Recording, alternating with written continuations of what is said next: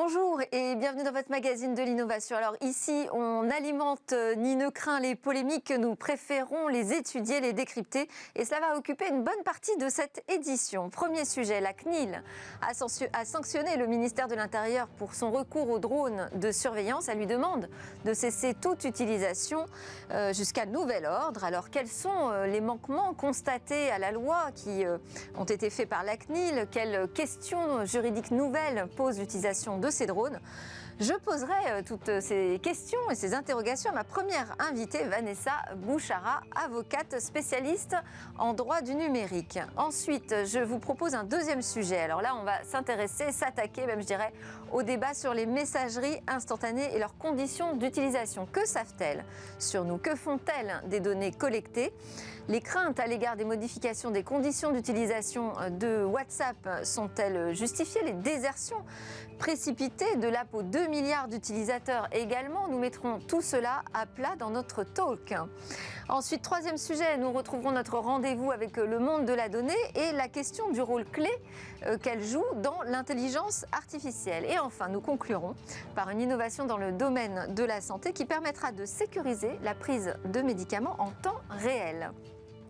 Mais d'abord, donc, place à ma première invitée.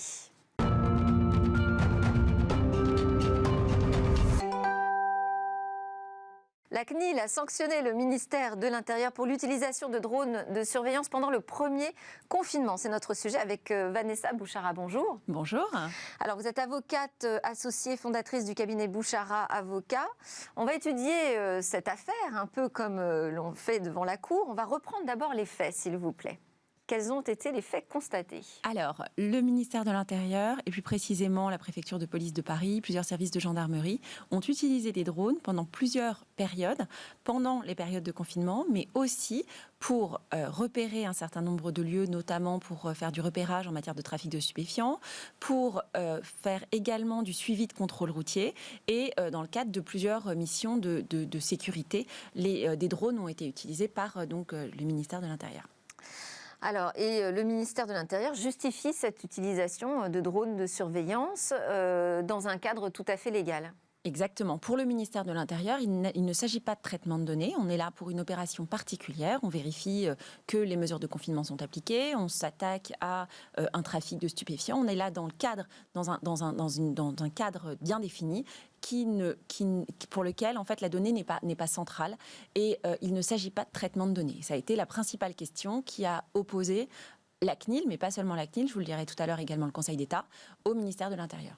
Donc la CNIL, c'est la Commission nationale informatique et liberté, et elle considère que ces drones de surveillance ont effectué des collectes de données. Exactement. Mais la CNIL, elle est en charge de la protection et de la sauvegarde de nos libertés individuelles.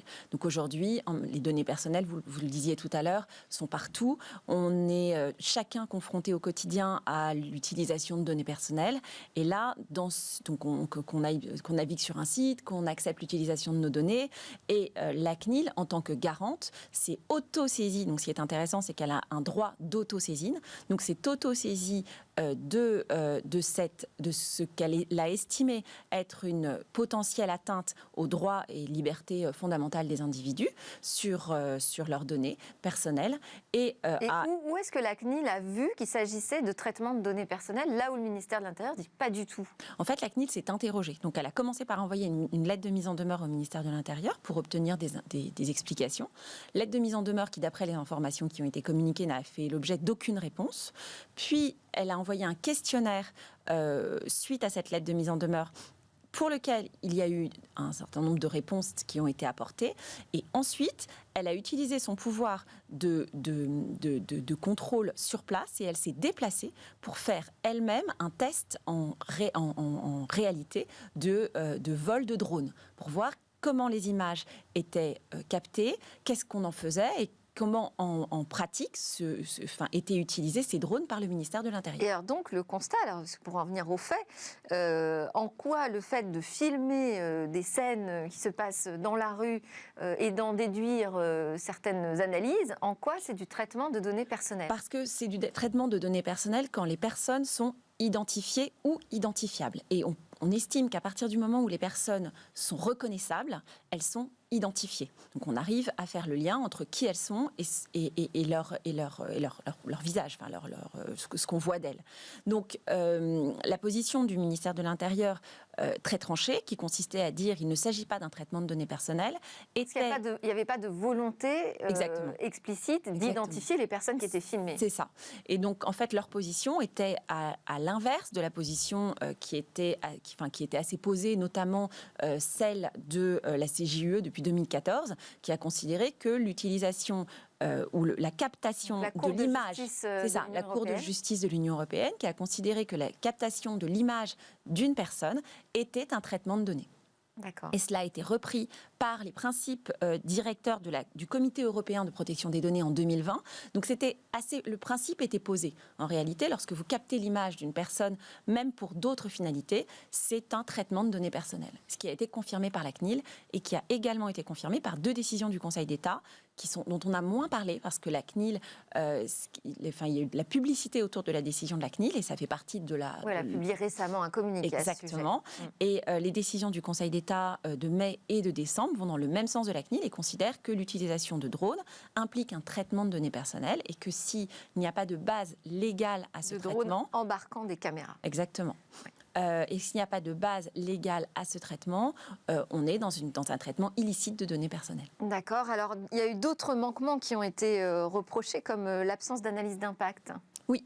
Alors, l'analyse d'impact, c'est extrêmement intéressant. En fait, ça fait une balance entre les intérêts qu'on pourrait dire extrêmement importants du ministère de l'Intérieur, qui ont besoin de surveiller une manifestation, qui ont besoin de faire des repérages et d'arrêter des gens dans le cadre d'un trafic de stupéfiants, qui a besoin de contrôler le respect ou pas des mesures de confinement, et les droits et libertés fondamentaux des individus.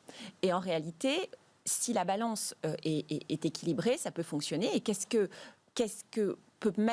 qu'on peut mettre dans la balance pour contrebalancer le fait que les images, les données de ces individus soient traitées. Donc, par exemple, on aurait pu, et dans la décision, vous voyez que le ministère de l'Intérieur a essayé de s'expliquer en disant mais on floute les images, mais on aurait pu, dans cette analyse d'impact, expliquer comment on floute les images. On aurait pu aussi expliquer que les individus sont prévenus. Peut-être des messages du drone qui explique attention, vous êtes filmé, ces images seront utilisées. Alors, si on surveille des trafics de drogue, c'est un peu compliqué. Non, c'est un peu compliqué. C'est un peu compliqué. Mais c'est vrai que mais des mesures auraient dû être prises pour répondre à ces questions de traitement des données personnelles. Un des commissariats, je crois celui de Cergy-Pontoise, s'était défendu dans le cadre de cette procédure en expliquant qu'ils avaient envoyé des messages vocaux qui disaient « dispersez-vous, dispersez-vous ». Et ils ont dit ça c'est une information préalable. Non, ce n'est pas une information préalable sur le traitement de données. Et les sanctions alors ? Parce que difficile de sanctionner l'État, non ? C'est intéressant. Effectivement, l'État n'est pas sanctionnable en tant que tel, du moins financièrement par la CNIL. La CNIL a simplement le pouvoir d'enjoindre l'État à cesser sans sanction financière et pécuniaire en face. Et la CNIL a également le pouvoir de publier la décision. Et c'est la raison pour laquelle la publication de décision a l'impact que voulait la CNIL, à savoir une communication assez large autour du sujet et en fait tempérer un peu les ardeurs de l'État et de l'utilisation de drones à grande échelle sans cadre particulier. Voilà, donc toute la question, c'est de trouver le bon cadre pour la suite. Et ça pose peut-être, on peut faire un parallèle avec l'utilisation des caméras de surveillance. Exactement. L'utilisation des caméras de surveillance se développe de plus en plus. Pour l'instant, la CNIL n'est pas du tout favorable. On a des villes comme Nice qui ont mis en place des tests. Et ce qui est intéressant, c'est quand vous voyez les tests qui ont été faits à Nice, ils se sont assurés du consentement du consentement des personnes dont l'image était reprise en faisant un test à petite échelle. C'était pour un festival. Simplement, les personnes qui rentraient par une entrée particulière, ils avaient des bracelets pour manifester leur consentement. Donc, il y avait tout un process qui était mis en place pour s'assurer du consentement des personnes dont l'image était utilisée. Consentement éclairé. Exactement. Merci beaucoup, Maître Bouchara, avocate associée fondatrice du cabinet Bouchara Avocat, pour justement ces éclairages sur cette question. Avec plaisir. On va tout de suite aborder une autre discussion, des débats autour des messageries instantanées et ce qu'elles font justement de nos données personnelles. Une annonce de Facebook sur les modifications des conditions d'utilisation de WhatsApp, un tweet d'Elon Musk invitant à lui préférer l'appli Signal ont enflammé les débats sur la question de la confidentialité des messageries instantanées. Alors je rappelle quand même que WhatsApp, c'est l'app la plus téléchargée en 2020, qu'elle a battu un nouveau record avec 1,4 milliard d'appels passés au Nouvel An.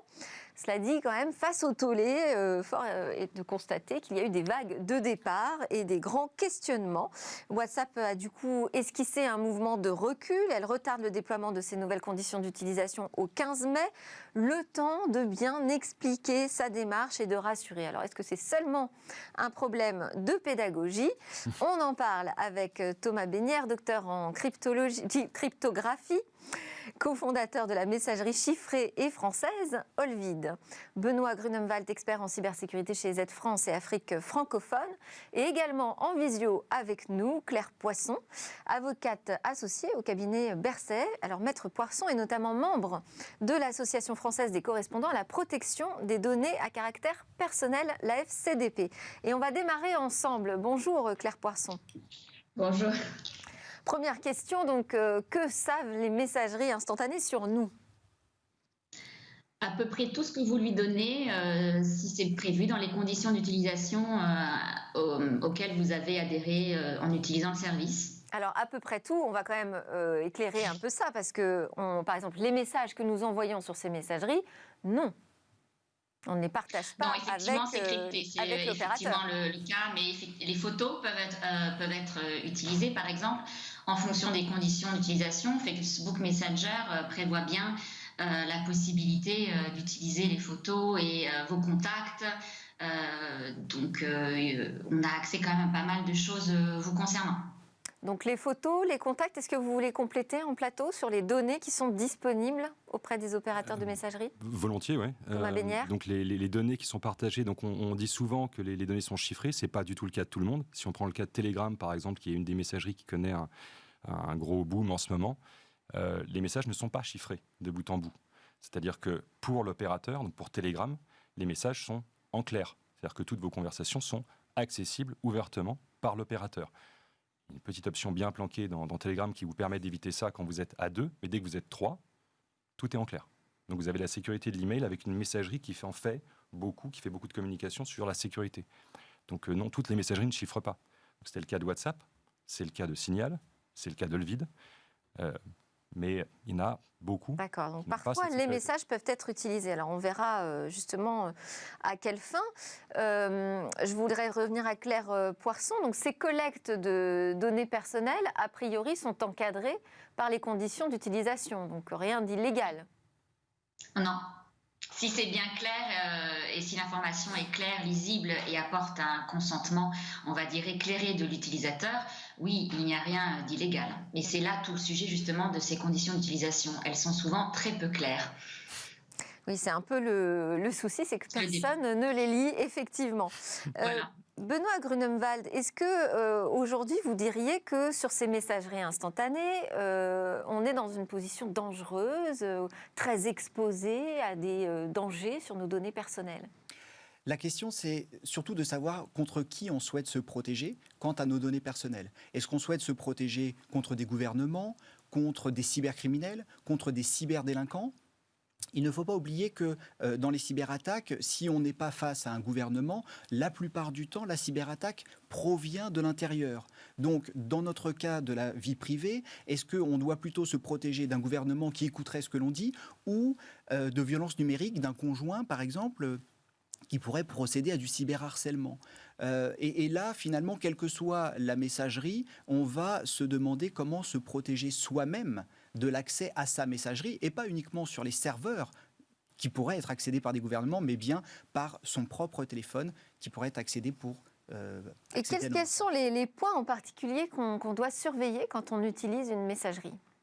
Alors, est-ce que cette messagerie, effectivement, chiffre de bout en bout les messages, mais également les métadonnées, les éléments qui permettent aux serveurs de communiquer, mais également à des utilisateurs externes qui pourraient savoir, grâce à ces informations, où vous vous trouvez et corréler cela avec d'autres informations. Comme type de métadonnées, qu'est-ce qu'on a ?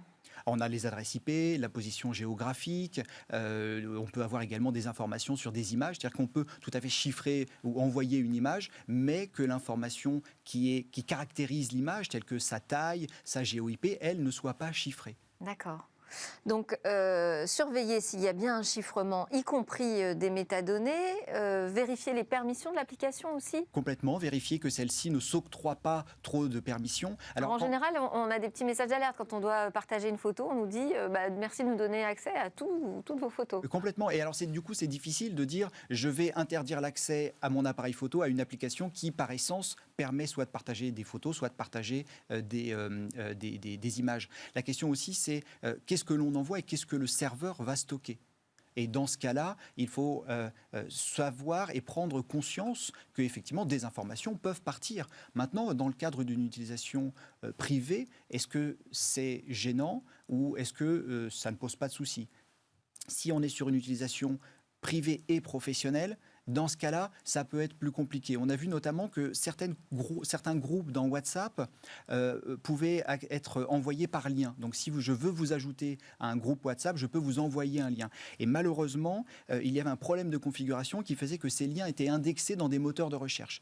Donc, vous cherchiez des liens par une commande assez simple et vous arriviez sur des éléments qui vous permettaient de rejoindre des conversations. Alors, vous n'aviez pas l'historique des conversations, mais vous aviez l'intégralité des participants. Et dans ce cas-là... Et on vous voit pas forcément, en tout cas, on vous identifie pas forcément comme un intrus, puisqu'on voit juste un numéro apparaître. Alors sur un groupe familial d'une dizaine de personnes, ça se voit. Par contre, quand on est dans un milieu professionnel qui peut parfois avoir des dizaines, voire des centaines de personnes, on est beaucoup plus anonyme et surtout on peut récupérer les contacts qui sont déjà présents dans le groupe, récupérer des photos, les numéros de téléphone et pourquoi pas avec la photo faire un Google recherche inversée et essayer de retrouver la personne. Alors surtout si on est dans un groupe de travail où les gens sont sur LinkedIn ou actifs sur les réseaux sociaux, il est assez facile de récupérer des informations sur les utilisateurs. Thomas Besnières, c'est ça qui nous chiffonne aujourd'hui chez WhatsApp, c'est cette prise de conscience de l'ensemble des données auxquelles elles accèdent? C'est l'impression que j'ai quand je regarde les interventions sur les réseaux sociaux. Les gens ont pris conscience. Alors WhatsApp, pour nous, c'était pas un secret qui faisait ce genre de choses-là. C'est ce qui nous a aussi amené à créer le vide. Mais on voit qu'aujourd'hui, les gens ont pris conscience de ça et que ça ne leur convient pas. Et quelque part, j'en suis ravi, d'une certaine manière, que les gens en prennent conscience. Parce que moi, c'est un comportement, celui de WhatsApp, que je trouve abject. Et c'est un business model qui, moi... Alors quand même, les fondateurs, il faut rappeler qu'à l'origine, les fondateurs avaient créé cette messagerie comme un outil, justement, hyper confidentiel, chiffré de bout en bout. Alors, entre-temps, ça a été revendu à Facebook. Oui, et puis surtout, c'est pas vrai. C'est-à-dire que WhatsApp, à l'origine, n'était pas chiffré de bout en bout du tout. Ça a été bootstrappé en 3 semaines, je crois, ce qui, en termes d'entrepreneuriat, est formidable. En termes de confidentialité, c'est une catastrophe. Mais à l'époque, ce n'était pas vraiment le sujet. Il s'agissait de combattre le SMS. Enfin, la sécurité n'était pas... En tout cas, c'est ce qu'ils ont ensuite apporté comme protection. Alors après, ils ont essayé et ils se sont plantés. C'est-à-dire qu'ils ont essayé d'apporter du chiffrement de bout en bout, mais ils ont utilisé la même clé de chiffrement dans tous les devices. Ce qui fait que si vous l'aviez installé, vous aviez la clé pour déchiffrer les communications de tous les autres. Donc ça n'avait pas tellement de sens. Et ensuite de quoi, ils ont intégré la technologie de Signal, justement, dont on parle beaucoup maintenant. Parce que c'est le même fondateur. C'est pas le même fondateur. WhatsApp. Non, c'est pas le même fondateur, mais par contre WhatsApp se disant il va falloir qu'on prenne une technologie qui fonctionne, on va aller en prendre une qui existe déjà, et ils ont été acheter la technologie de Signal pour l'intégrer dans WhatsApp, et c'est à ce moment-là qu'ils ont réussi à avoir du chiffrement de bout en bout. Ah bon, moi j'ai un doute sur le fondateur, mais on en reparlera. Claire Poisson, qu'est-ce que ces messageries font de nos données? Comment elles sont autorisées à les exploiter? Elles sont autorisées à l'exploiter parce que dans le cadre de leurs conditions d'utilisation, on leur a permis d'exploiter, notamment à des fins commerciales, pour faire ce qu'on appelle de la publicité ciblée. Il faut comprendre que le service est gratuit en fait pour les utilisateurs et qu'en contrepartie, le produit, c'est nous. C'est-à-dire que, on nous fait du marketing ciblé dans le cadre de nos réseaux sociaux, dans le cadre de partage de nos communications, bien évidemment. Ce sont les sociétés qui doivent rester dans le profit et qui donc doivent trouver une rémunération, une monétisation de nos données. Alors effectivement, d'ailleurs, l'objectif des modifications de conditions d'utilisation de WhatsApp, c'est clairement d'apporter des fonctionnalités pour les entreprises et les professionnels qui voudraient diffuser des messages commerciaux ou des publicités ciblées. Alors ça, on peut comprendre que ce soit un business model. Après, la question, c'est en France. Quel impact peut avoir cette modification ? Parce que, Claire Poisson, en France, on a quand même le RGPD qui fait qu'il y a un cloisonnement, normalement, entre chaque service. C'est-à-dire que Facebook et WhatsApp, parce que c'est là le nerf de la guerre, a priori ne peuvent pas partager leurs données en Europe. Si, ils le peuvent à partir du moment où c'est prévu dans leurs conditions d'utilisation et que l'utilisateur en est clairement informé et y consent en utilisant le service. C'est tout à fait légal de le prévoir. En revanche, ce qui n'est pas légal, c'est de le faire sans notre consentement ou nous obliger à consentir, sinon le service nous est bloqué, suspendu. C'est ce qu'a essayé de faire WhatsApp là, dans sa notification envoyée aux utilisateurs, en nous sommant quelque peu de nous interdire l'accès au service si nous ne consentions pas intégralement aux modifications de ces conditions d'utilisation. Oui, alors effectivement, et du coup, ils ont fait une petite marche arrière en annonçant qu'ils allaient prendre un peu plus de temps pour expliquer ces modifications de conditions d'utilisation. Mais cela dit, qu'est-ce qui va se passer au 15 mai ? Alors, l'autorité de protection des données personnelles italienne, par exemple, a déjà saisi le Comité européen de la protection des données pour comprendre ce que faisait WhatsApp, parce que c'était pas clair du tout. D'un côté, il y avait un message comme quoi les ressortissants, ça ne serait pas appliqué en Europe. En même temps, il y avait un autre message qui disait que c'était appliqué uniquement pour les professionnels au niveau de l'Europe. Et vous, en tant qu'utilisateur personnel, vous receviez, vous, cette notification de consentir de façon générale. Donc, l'autorité italienne a dit on ne comprend rien, saisissons le comité européen pour comprendre effectivement la démarche de WhatsApp. Oui, alors ça me rassure parce que moi, j'ai vu les réponses de WhatsApp qui dit « Cette mise à jour inclut des nouvelles options auxquelles les utilisateurs auront accès pour échanger avec des entreprises via WhatsApp. » Et en même temps, WhatsApp ne partage pas les données des utilisateurs européens avec Facebook pour lui permettre d'améliorer ses services ou à des fins publicitaires. Donc, effectivement, on ne sait pas très bien où on va au 15 mai. Ça leur laisse aussi le temps peut-être d'être au clair sur cette... Le temps de reprendre un petit peu leur communication. D'être au clair sur ça. Qu'est-ce qui est chiffré, qu'est-ce qui ne l'est pas dans les messageries ? Vous allez me dire, ça dépend des messageries, Thomas Besnier ? Alors, ça dépend des messageries. Ce qui ne l'est quasiment jamais, c'est le fait que vous êtes en train d'utiliser et avec qui. Donc, que ce soit dans Signal ou dans WhatsApp, par exemple, à un moment donné, dès que vous l'installez, vous devez partager votre numéro de téléphone. C'est la première chose qu'on vous demande, parce que, en fait, sur ces réseaux-là, vous êtes votre numéro de téléphone. Et à chaque fois que vous allez commencer à discuter avec quelqu'un, en fait, vous allez avoir une sorte d'annuaire central par WhatsApp, typiquement, qui va vous mettre en relation avec tel numéro de téléphone avec qui vous voulez parler. Ça veut dire qu'ils savent en permanence avec qui vous parlez, à quelle heure. Ils ont votre adresse IP, ils ont toutes sortes de données de cette nature-là. Donc, rien que le fait qu'ils connaissent votre réseau social, c'est déjà une information qui est hyper importante. Bon, je vais faire un peu de provocation, mais finalement, est-ce que c'est pire que d'avoir une page Facebook et de raconter toute sa vie en clair dans des posts publics, Benoît Grunemann ? C'est-à-dire qu'à partir du moment où on se dit que l'on veut quitter WhatsApp, on a des motivations. Et est-ce que si on veut aller au bout de ces motivations, ça veut dire qu'il faut complètement arrêter Facebook, Gmail et ça autres, semblerait cohérent, en tout cas. Ça semblerait cohérent. Maintenant, il faut trouver des alternatives qui soient aussi proches de l'utilisateur et qui soient aussi sécuritaires et où on va pouvoir emmener sa famille, par exemple, ou emmener son groupe de travail. Alors là, on voit déjà donc, des migrations, notamment vers Signal. Comment vous expliquez le succès en particulier de Signal, Thomas Besnier ? Je sais que vous êtes un concurrent. On est très concurrents, mais je peux répondre. Je vais répondre honnêtement. Je pense qu'ils ont une image qui est excellente. C'est-à-dire que ça a été fait par des gens qui sont depuis des années, on va dire, point levé contre les gouvernements, contre l'espionnage, contre toutes sortes de choses. Et ils sont soutenus par une communauté qui les soutient parce que ça a été pendant longtemps les seuls à le faire. Donc ça, il faut leur reconnaître ça. Et on le reconnaît. C'est américain, c'est centralisé, il y a toujours un annuaire, vous êtes toujours un numéro de téléphone. Nous, il y a beaucoup de choses qui nous chiffonnent. Et si on a lancé le vide, c'est justement parce qu'en fait, on pense que techniquement, ça n'est pas à la hauteur de leurs prétentions.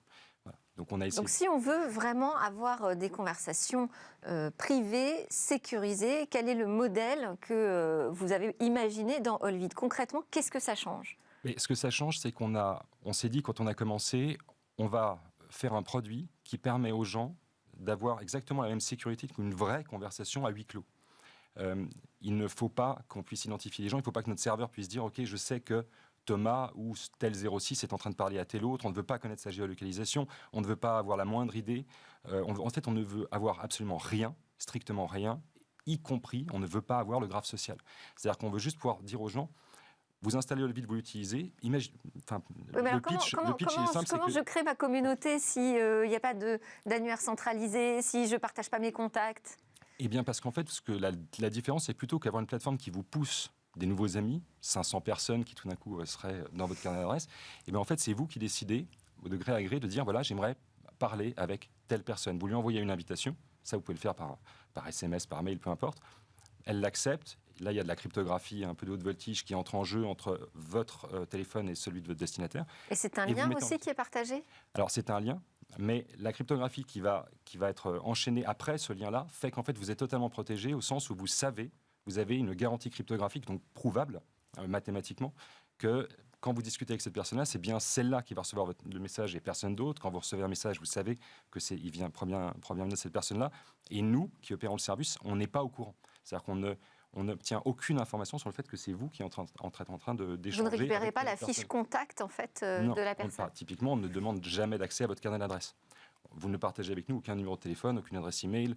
Et en fait, pour les photos alors, par exemple? Mais pour les photos aussi, on nous a interpellés, on nous a dit, mais enfin, on ne comprend pas, quand je partage une photo avec Olvid, on ne me demande pas l'autorisation d'accéder aux photos. Oui. Mais parce qu'on a une technique qui est mise à disposition par Apple en particulier, qui nous permet de dire, OK, on lance quelque chose qui vous permet, vous, d'accéder à vos photos, vous les voyez sur votre écran, mais nous, on ne les voit pas à ce moment-là.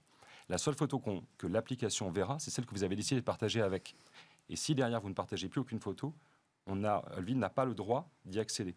Et ça, c'est quelque chose que vous avez dit tout à l'heure, c'est très important pour moi, pour WhatsApp en particulier.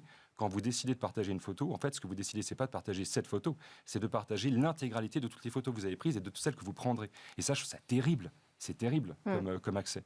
La moindre erreur, la moindre photo prise que vous allez supprimer, c'est quelques fractions de secondes. Vous dites, bon, je l'ai effacé dans la seconde, c'est pas grave. Pour une application, une seconde, c'est une infinité. Et toutes les photos qu'on reçoit sont enregistrées dans notre téléphone aussi. Tout à fait. Alors, ce n'est pas le cas donc, sur Olvid? Non. Alors là, dans c'est vraiment un outil dissocié. On dissocie complètement et on essaie, nous, quand on fait notre développement, enfin on essaie, c'est ce qu'on fait, on ne demande accès en fait à rien. Mais strictement à rien, parce qu'on ne veut pas y avoir accès, parce que c'est protecteur pour l'utilisateur. Donc on ne demande pas cet accès-là. Claire Poisson, ces questions et ces polémiques sur les messageries instantanées, elles réveillent encore le sujet de l'approche européenne et l'approche américaine qui sont différentes sur la question du croisement des données, de leur collecte, de leur utilisation. Oui, alors vous avez une approche américaine qui est que la donnée personnelle est une donnée monétaire. Et vous avez une approche européenne qui considère que la donnée personnelle est d'abord un attribut de la personnalité qui doit être protégé. Donc vous pouvez la donner et la monétiser, mais il faut avoir bien compris les tenants et les aboutissements de ce que vous avez donné comme données personnelles.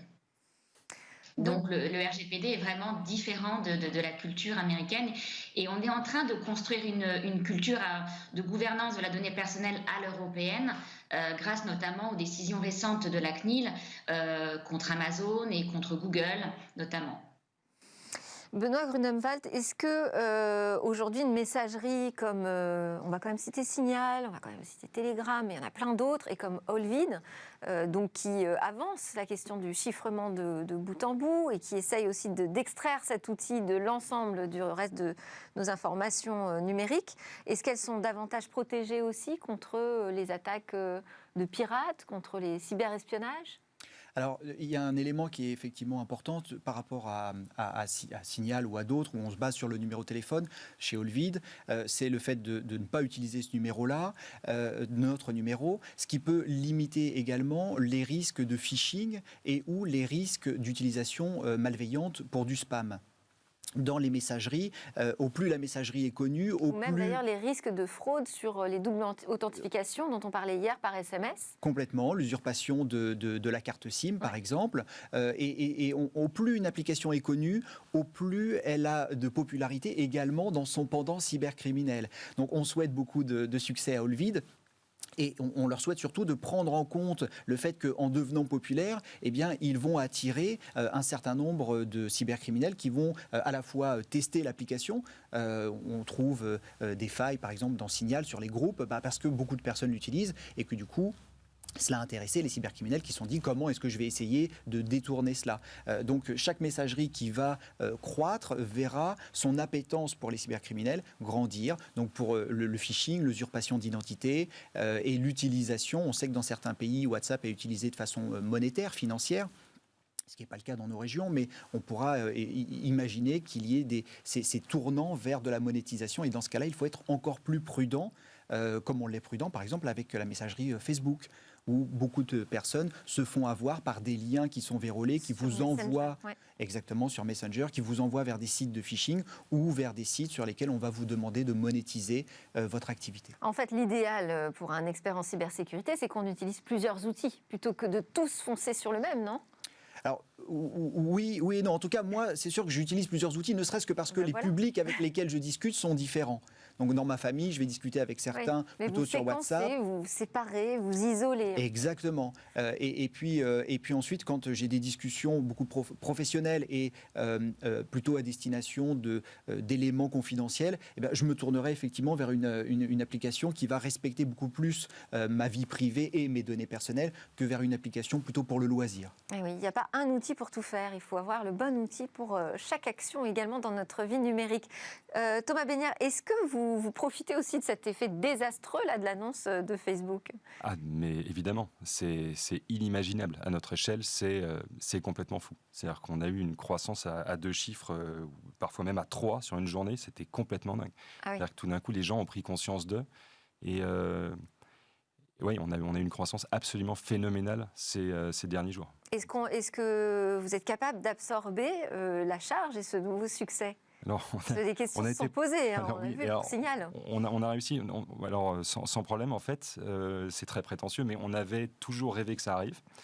Et on s'est dit, si jamais ça devait arriver, il ne faudra pas qu'on se rate sur un truc technique, parce que c'est là qu'on est, au départ, qu'on a la prétention d'être très très bon. Et donc on avait tout architecturé de manière à ce que ça puisse arriver. En se disant secrètement, on ne sait jamais. Bon, c'est arrivé, et ça a tenu le coup sans problème. Ok. Et au-delà de l'architecture particulière, on peut quand même spécifier que c'est un outil français, donc qui répond aussi au droit européen. Claire Poirson, on va aussi se reposer la question justement de la réaction de la France. On n'a pas beaucoup communiqué, nous. D'ailleurs, même vous avez cité l'Italie, mais peu de pays ont réagi sur ces nouvelles annonces de Facebook. Comment vous l'expliquez ? Je ne l'explique pas forcément. C'est vrai que la CNIL, en ce moment, se positionne comme le gendarme de l'Europe, puisqu'elle est l'une des seules à prendre des décisions assez lourdes de condamnation contre les GAFA. L'Italie vient effectivement de saisir le comité européen. C'est une bonne chose. Après, vous savez, WhatsApp aussi, l'Inde s'est saisie. L'équivalent du Conseil d'État indien est saisi effectivement, et en Turquie aussi, l'autorité de concurrence a été saisie de cette question de modification des conditions d'utilisation de WhatsApp. Donc il y a un mouvement aussi international, et puis si on veut parler vraiment de la France, je pense qu'il y a aussi un enjeu de souveraineté numérique. Je pense que la période dans laquelle nous sommes a aussi suscité chez les Français un véritable enjeu d'indépendance et de souveraineté, et Olvid est français, donc je dirais cocorico. Bon, ce sera pratiquement le mot de la fin, c'est moi qui vais le faire. On ne sait pas aujourd'hui si cette marque Facebook, WhatsApp est abîmée. Bon, les choses se réparent très vite quand même dans le monde numérique. Donc un peu de clarté d'explication devrait arranger les choses. En tout cas, on peut se féliciter de la sensibilité qu'ont eu les utilisateurs sur ce sujet de la protection de leurs données et de la confidentialité. Mais on voit le besoin d'explications quand même très important, parce que tous se ruer d'un seul coup sur une autre application, c'est pas forcément la solution. Il faut y regarder de près. Merci à tous pour vos interventions. Merci Claire Poisson du cabinet Berset, Thomas Bénière d'Olvid et Benoît Grunewald d'EZ. Juste après la pause, on reste dans ce monde de la donnée pour s'intéresser au rôle clé qu'elle joue dans l'intelligence artificielle.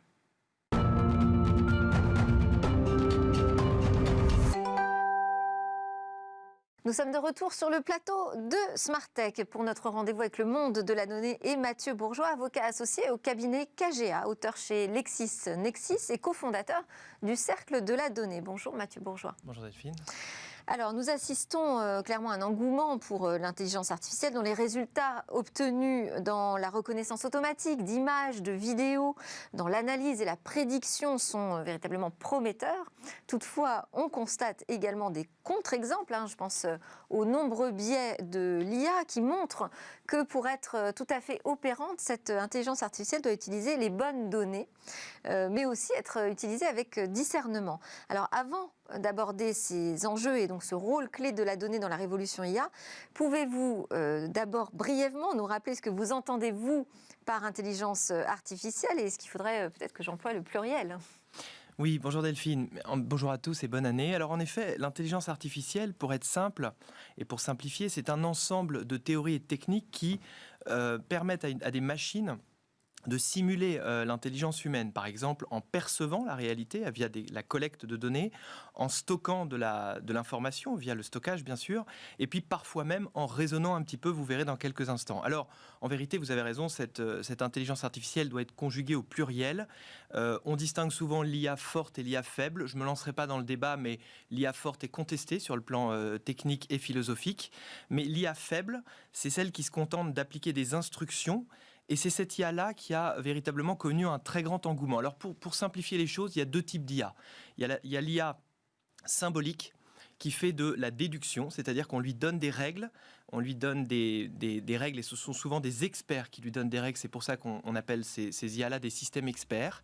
Et donc à partir de ces règles, elles vont raisonner, elles vont donc aller des règles aux faits.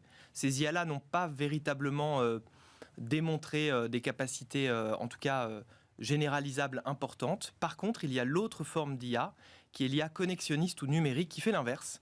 C'est-à-dire qu'elle part des faits, autrement dit de centaines ou de milliers ou de millions de données, et on en déduit ensuite des règles. Donc elle fait ce qu'on appelle de l'induction, elle généralise. Et en fait, c'est cette IA connexionniste, qui fait donc de l'induction, qui a connu un très grand succès, via notamment l'algorithme d'apprentissage automatique, notamment celui développé par Yann Lequin et ses confrères, qui a été primé par le prix Turing en 2019, qu'on appelle l'algorithme de rétropropagation du gradient. Alors pour simplifier, cet algorithme fonctionne de la manière suivante. En fait, cet algorithme est constitué d'un réseau de neurones artificiels que vous allez nourrir de données étiquetées. Donc vous allez lui donner par exemple des données de chiens et des données de chats et vous allez étiqueter ces données. L'algorithme va tenter de reconnaître le chien et le chat. Il va se tromper. Quand il va se tromper, il va s'appliquer un score via un mécanisme mathématique dérivé et il va minimiser cette réponse à l'avenir. Et quand il va en revanche découvrir avec succès la bonne image, il va s'appliquer un bon score et il va ce qu'on appelle renforcer ce type de réponse. Donc il va apprendre par essai et erreur, autrement dit par renforcement, et au bout d'un moment, il va réussir à se tromper très peu et c'est à ce moment-là qu'on va passer sur un environnement dit de production, c'est-à-dire de données non étiquetées. Et c'est vrai, vous avez raison de souligner que les résultats sont proprement stupéfiants puisque dans le domaine notamment de la reconnaissance d'images, dans le domaine de la reconnaissance vocale, l'IA connexionniste a de très bons résultats. Alors les applications sont multiples, logistique, micro-ciblage, aide au diagnostic médical, CRM, etc. Donc tous ces domaines-là sont tout à fait des domaines de prédilection de l'IA connexionniste à condition d'être alimentés par les bonnes données. Alors, évidemment, cette condition, elle est absolument cruciale parce qu'on a certaines IA qui produisent des résultats erronés, voire même problématiques au regard de nos valeurs ou de la loi. Est-ce que vous pourriez nous citer quelques exemples de dérives qui sont liées à une mauvaise collecte de données ? Oui, alors il y a deux exemples qui ont fait effectivement beaucoup de bruit à l'époque. Il y a Amazon en 2018 qui a voulu donc s'équiper d'une IA pour pour être assistée dans le recrutement des personnels cadres de l'entreprise. Et en fait, elle a donné à cette IA-là, si vous voulez, des données sur le passé de son recrutement. Et il se trouve que dans le passé de ce recrutement, il y avait plus d'hommes que de femmes. Et c'est malheureusement encore trop souvent une réalité. Il y avait en l'occurrence, je crois, 60% d'hommes. Et donc, l'IA a privilégié les candidatures masculines. Alors évidemment, on a expliqué à l'époque, on s'est ému en disant que l'IA était sexiste. Elle n'est pas sexiste. En fait, elle a reproduit les biais du passé. Google a eu des déboires aussi, puisque en 2015, elle avait mis en place une IA pour aider à la reconnaissance faciale de photos. Et elle avait nourri cette IA, si vous voulez, avec des photos d'humains qui étaient insuffisamment représentatifs et qui étaient essentiellement des personnes blanches. Et donc, quand une personne noire a tenté d'utiliser cette IA, elle a été classée dans la catégorie des animaux. Bon, alors évidemment, on s'est ému en expliquant que l'IA était raciste. Encore une fois, l'IA n'est pas raciste. Elle a simplement reproduit des biais et donc, l'IA peut produire de mauvais résultats si elle a les mauvaises données, c'est clair. Les IA ne sont pas neutres, en fait. Elles dépendent énormément de ce qu'on leur donne pour apprendre. Alors, est-ce que vous pouvez nous catégoriser les principaux risques, vous en avez évoqué quelques-uns déjà, qui sont liés à l'IA et nous donner aussi une piste pour les réduire? Bien sûr. Alors, les risques, il y a 3 grandes catégories de risques. Il y a des risques éthiques, technologiques et économiques. Alors, tout d'abord, éthique. Si l'IA peut nous amener à nous déposséder de toute réflexion. Il faut faire attention puisque vous savez que l'IA nous assiste beaucoup, elle nous suggère en permanence, elle nous propose, elle prédit et elle peut, si nous nous laissons aller, nous habituer ou habituer nos cerveaux à devenir fainéants et à nous laisser manipuler par des suggestions, ou en tout cas à se laisser guider par des suggestions. Or, les suggestions, attention, ce ne sont que des suggestions. Nous devons rester absolument maîtres de nos pensées. La deuxième problématique éthique, c'est une exposition extrême de nos existences, puisque l'IA fonctionne à partir d'une collecte massive de données, notamment personnelles, et donc ça peut aboutir, évidemment, à une surveillance constante. Ça, c'est dans des scénarios totalitaires, et puis dans des scénarios peut-être un peu plus libéraux, à une hyper-sollicitation permanente, puisque souvent l'IA vient vous solliciter un maximum de collecte de données, parfois de manière dérangeante, hein, et donc vous pouvez être solliciter en permanence, ce qui peut briser votre capacité de réflexion, de concentration, voilà. Donc ça, ce sont les risques éthiques. Les risques technologiques, ce sont essentiellement des risques liés à la sécurité. On imaginerait par exemple assez volontiers dans un film catastrophe, vous voyez, et ça peut tout à fait se produire dans la réalité, un cyberattaquant qui s'emparerait d'une intelligence artificielle fonctionnant en réseau et faisant fonctionner par exemple des voitures connectées et donc pouvant causer des dégâts considérables, y compris matériels. Et puis enfin, les risques économiques, l'IA en fait, par rapport à des humains, si vous voulez, elle a 2 avantages. Elle va plus vite et elle ne se fatigue pas. Donc évidemment, c'est un instrument de domination économique. De la même manière, d'ailleurs, qu'il y a une centaine d'années, les machines et le machinisme industriel devenaient un outil de domination économique par rapport à l'artisanat. L'industrie a dominé l'artisanat. Bien, l'IA peut dominer assez rapidement certaines tâches intellectuelles. Donc, c'est vrai que les États, notamment, les États, les syndicats, les secteurs doivent se protéger et doivent faire en sorte de rester maîtres absolument de leurs valeurs. Et pour terminer sur ces risques, comment justement reprendre le pouvoir ? Eh bien, en maîtrisant les données. Et pour terminer, une idée de Guillaume Poupard, directeur général de l'ANSSI, qui expliquait qu'il fallait peut-être inverser la tendance et donc ne pas permettre aux IA d'accéder aux données aussi librement qu'aujourd'hui, mais plutôt leur ouvrir un accès permissionné, peut-être en fonction de scénarios au cas par cas. Merci beaucoup Mathieu Bourgeois, avocat spécialisé du droit du numérique et de la donnée. Et merci pour m'avoir apporté cet ouvrage Intelligence artificielle décidée en toute connaissance de données, qui est édité par le Cercle de la Donnée. À suivre, un tout autre sujet. On passe à une découverte d'innovation, un distributeur intelligent de médicaments.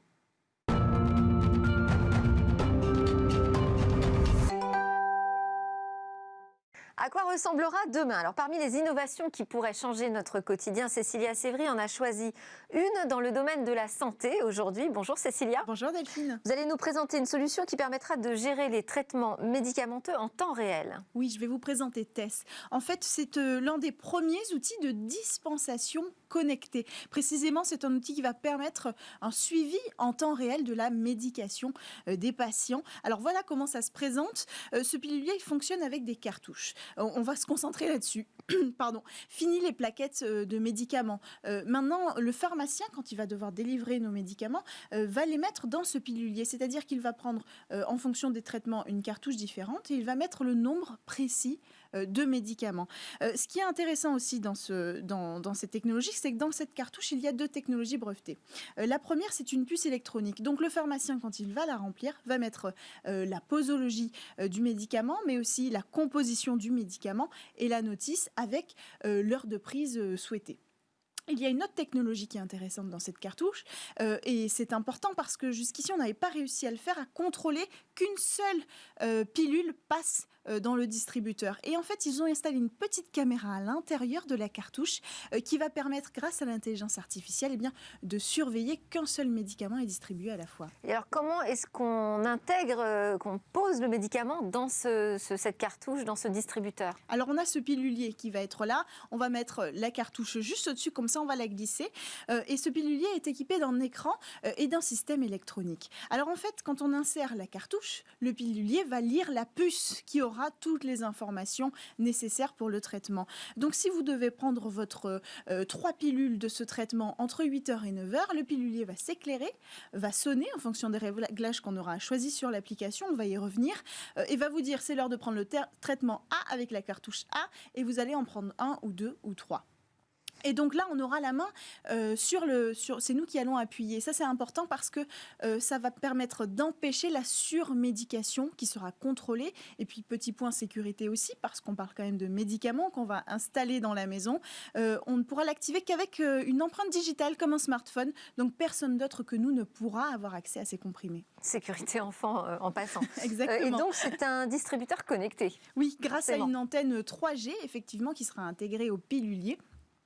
On pourra communiquer, le pilulier va communiquer avec l'application et c'est là que ça devient de plus en plus intéressant. C'est-à-dire que le patient pourra donner tous les jours des nouvelles informations sur son suivi de traitement. S'il prend du poids, s'il a des effets secondaires à cause du traitement par exemple, tout changement, il pourra les mettre dans l'application. Il pourra aussi gérer évidemment, changer son créneau de plage horaire de prise de médicaments. Et ça c'est important parce que ça va permettre aux médecins traitants, au personnel soignant d'avoir accès aussi à ce suivi en temps réel et on pourra ajuster le traitement.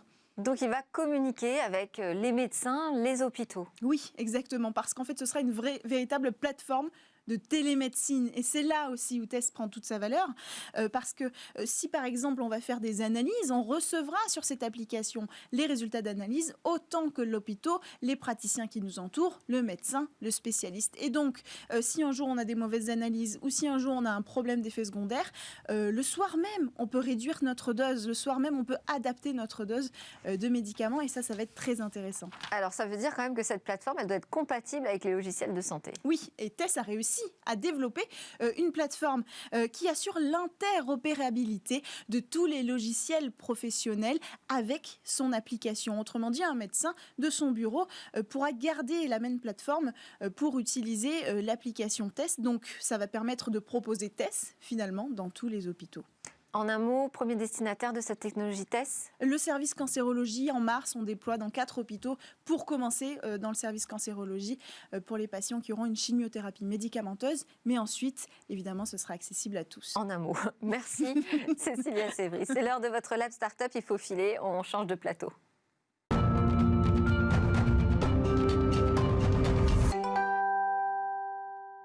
Merci à tous de nous avoir suivis. J'espère que vous aurez apprécié comme moi ces décryptages des polémiques et ces découvertes également en fin d'émission. Je vous souhaite une excellente journée et je vous dis à demain pour de nouvelles discussions sur la tech.